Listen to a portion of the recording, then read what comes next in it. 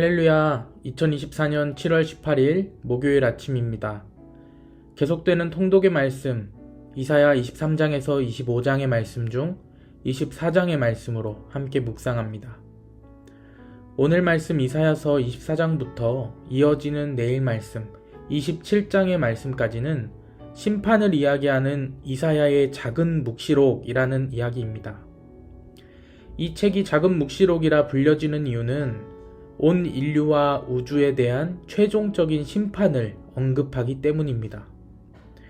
그리고 이사야의 작은 묵시록은 앞전의 13장에서 23장을 통해 이야기하는 12나라에 임할 하나님의 심판, 즉 이스라엘 주변 민족들의 운명에 관해 이사야가 예언한 마지막 결론적 예언이라고 이야기합니다.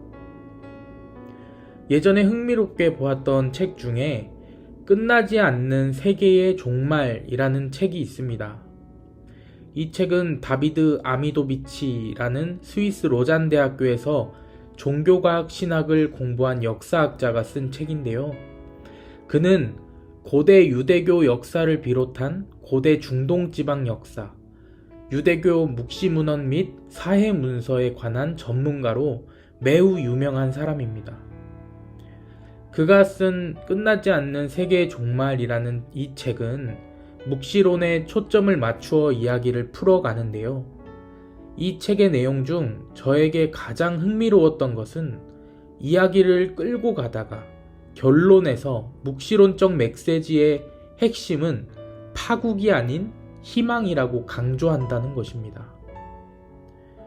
그는 고대인들이 재난과 종말에 대한 메시지뿐만 아니라 그 안에 희망의 모티브를 꼭 포함시켰다고 주장하면서 고대의 텍스트는 더 나은 시대에 대한 갈망이 있다라고 이야기합니다. 그들은 결코 희망 없는 미래를 말하지 않는다는 것입니다. 즉, 종말은 늘 희망을 품고 있다라는 것이죠. 오늘 함께 묵상하는 이사야의 말씀도 24장까지는 분명하게 심판과 종말을 이야기합니다. 24장 1절에서부터 하나님께서는 땅을 공허하게 하시며 황무하게 하시며 뒤집어 엎으시고 그 거민을 흩으실 것이라 이야기하고 있습니다. 하지만 25장으로 넘어가면서 만민에게 베푸실 잔치를 말씀하시고 또 계속해서 이어지는 26장과 27장은 유다 땅의 회복과 장차 드려질 예배에 대한 말씀을 하고 있습니다. 이런 면에서 볼 때 열방에 대한 하나님의 심판은 만민의 회복을 위한 전조라고 생각할 수 있는 것입니다. 우리가 잘 아는 속담에 이런 말이 있습니다. 동트기 전이 가장 어둡다. 해가 뜨기 전 새벽은 무엇보다 어둡다라는 것이죠.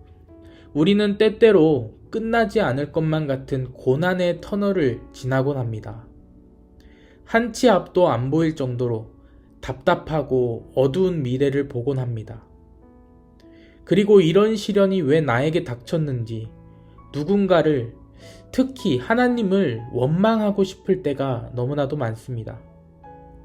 하지만 오늘 이 끝나지 않는 세계의 종말이라는 책과 이사야서에서 말하는 심판과 종말이 결국 회복을 위한 전조이자 희망이라고 한다면 우리의 인생에서 가장 어두운 때가 회복을 위한 전조이자 희망을 품고 있는 때가 아닐까 생각해 봅니다. 생각해보면 별은 어둠 속에서 더 찬란하게 빛나는 법입니다. 그렇기 때문에 어둠은 빛 대신 하나님을 가장 뚜렷하게 바라볼 수 있는 매개체가 됩니다. 실수하고 넘어지고 어둠 속에 갇혀 있더라도 우리는 주저앉아 눈을 감고 절망하는 것이 아니라 오히려 눈을 들어서 하늘을 바라보아야 합니다. 그곳에 하나님이 빛으로 우리를 기다리고 계시기 때문입니다. 그 어둠 속에서 우리가 알 수 있는 분명한 것은 곧 시간이 지나면 이 어둠이 걷히고 동이 틀 것이라는 것입니다. 하지만 우리가 잊으면 안 되는 것들이 있습니다. 중천에 떠있는 해가 저무는 이유가 분명히 있다는 것. 따뜻했던 날들이 변하여 추운 날이 오는 이유가 분명히 있다는 것입니다. 우리에게도 심판의 때가 다가오는 이유가 있습니다.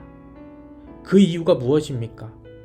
바로 우리의 죄악입니다.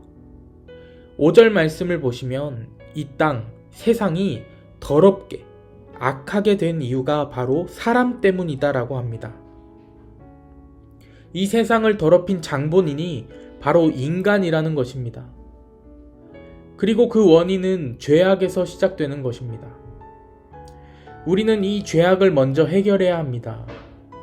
이것이 해결이 되어야 다음이 있는 것입니다. 죄를 깨닫고 하나님의 자녀가 되기 위해 힘쓰는 자들은 그 심판의 날이 희망의 날이 될 것입니다.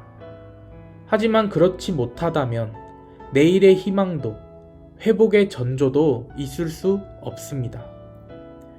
23절 말씀처럼 하나님이 왕으로 오실 때 수치를 당하는 달과 부끄러운 해가 될 뿐입니다.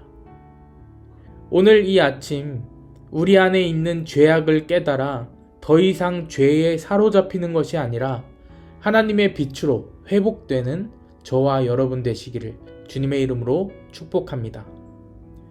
사실 동트기 전이 가장 어둡다라는 표현은 과학적으로 말하자면 틀린 말이라고 합니다.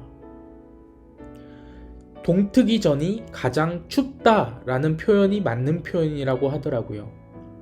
왜냐하면 지표면의 온도는 해가 진 이후부터 서서히 식어서 차가워지기 시작하는데 시간상으로 보면 열을 가장 오래 방출한 때가 바로 해 뜨기 직전이기 때문에 가장 춥다라는 것이죠. 우리는 이 춥다라는 표현, 이 표현을 흔히 외롭다는 표현을 할 때 씁니다. 어둠이 오래도록 지속되어 따뜻함을 잃을 때, 주변의 온기가 사라지는 그 순간, 그때가 가장 외롭기 때문입니다. 외로움의 원인이 무엇이든 간에 크리스찬의 치료법은 언제나 같습니다. 그것은 다름이 아닌 위로가 되어주시는 하나님과의 교제입니다. 사실 별은 어두울 때만 떠 있는 것이 아닙니다. 보이지 않지만 늘 그 자리에 똑같이 별은 떠 있습니다. 하나님도 마찬가지십니다. 우리가 볼 수 없는 것이지 늘 우리 곁에서 우리와 함께 계시는 분이 바로 하나님이십니다. 하나님은 형제보다 친밀하시고 친구를 위해 목숨을 버리는 친구이시며 우리를 버리지 않으시고 세상 끝까지 함께 하시겠다고 약속하신 분이십니다. 이 사실을 알면 우리는 더 이상 외롭지가 않습니다. 더 이상 혼자가 아니기 때문입니다. 그러니 우리도 하나님의 모습처럼 누군가에게 따스한 온기가 되어 주어야 합니다. 함께 하시는 하나님의 모습을 본받아 우리의 이웃을 돌보아야 합니다. 인생이란 맑은 날도 있고 흐린 날도 있죠. 그 흐린 날은 억수같이 비가 쏟아질 때도 있습니다. 그때는 비에 젖은 사람을 손가락질하며 비웃는 것이 아니라 하나님께서 우리에게 그러셨던 것처럼 손을 잡아주고 우산을 받쳐주는 따뜻함이 저와 여러분에게 있기를 축원합니다. 그러므로 인해 우리라는 공동체의 이야기가 닫혀져가는 종말적인 이야기가 아닌 활짝 열려져가는 희망으로 쓰여지기를 주님의 이름으로 간절히 축원합니다. 아멘.